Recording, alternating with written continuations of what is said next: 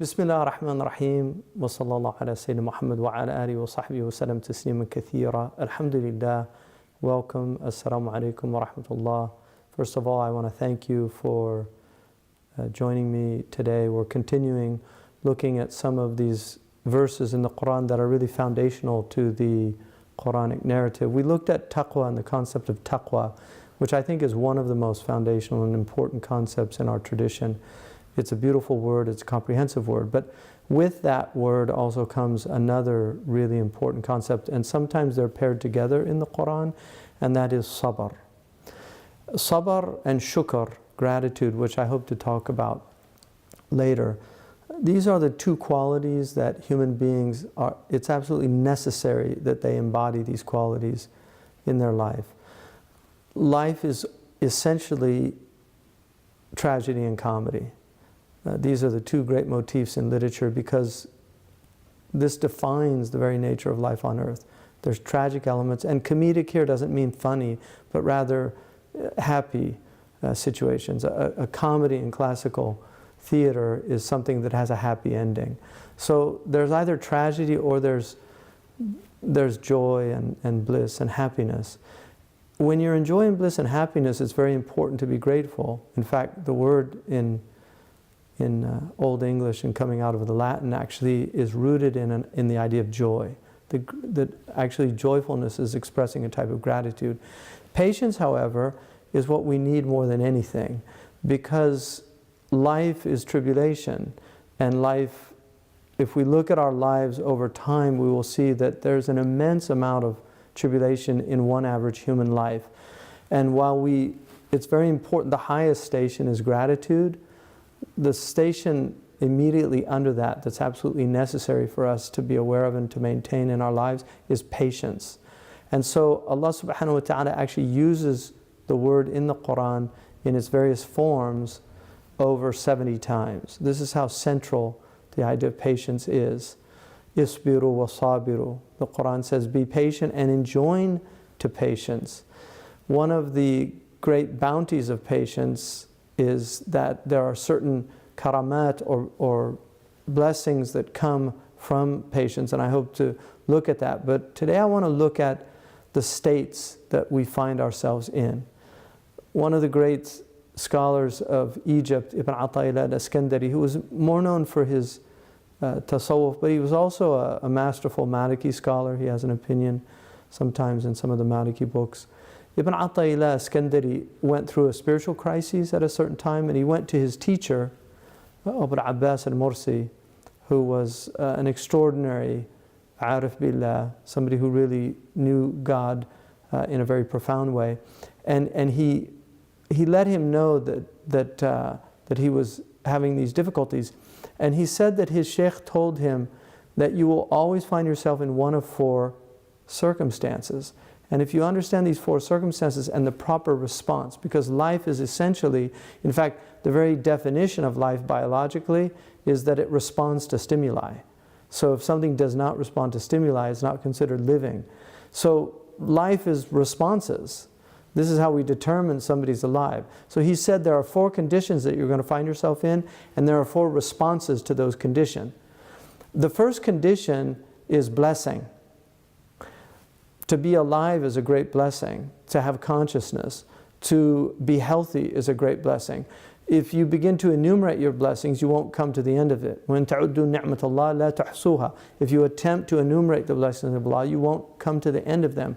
And so the response to blessing is gratitude, shukr.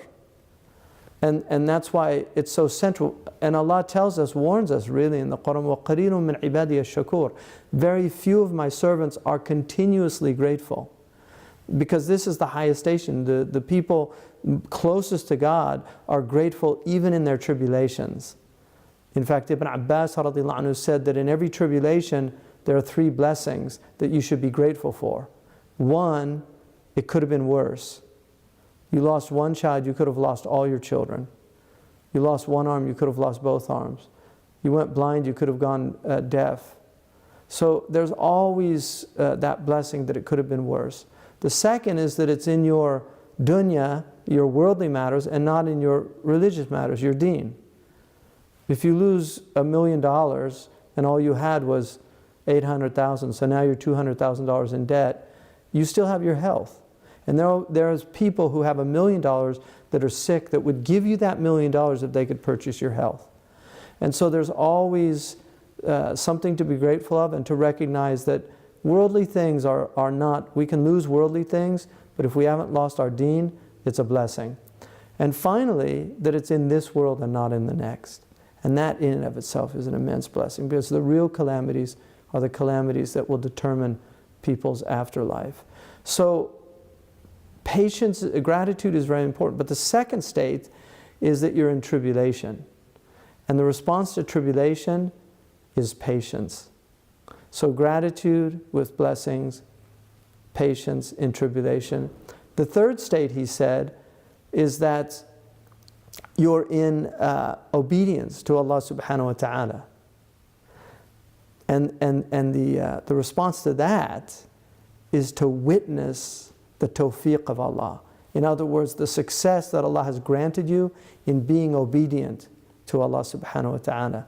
To see that had it not been for God, I wouldn't have been able to do this. And this prevents a type of arrogance from coming into the heart, to think that this is me doing it. C.S. Lewis, in his wonderful work, The Screwtape Letters, which is about one devil teaching a younger devil, his nephew, how to seduce people. He has a situation where he writes his uncle Screwtape, and he says, I'm in big trouble. He's starting to become pious. He's going to the church.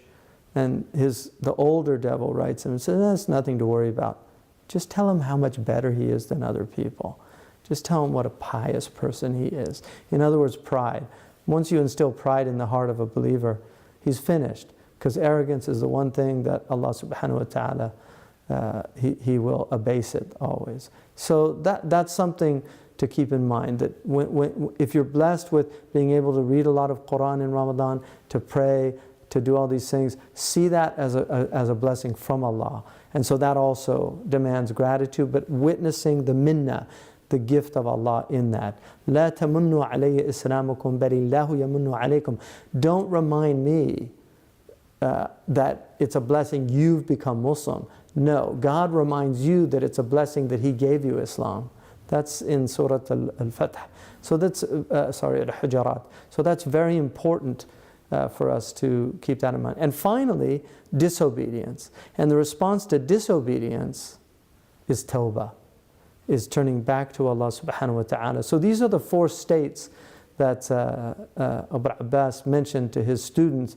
And Ibn Ata'illah said that he felt like a mountain of weight was lifted from him in receiving that guidance. So it's a really extraordinary, great blessing to know the four conditions that we're going to find ourselves in and how to respond to them. So inshallah, what I hope to do in the next session is to look at sabr, the four types of sabr, and then also the 8 karamat that come from sabr. So inshallah, we'll see you then.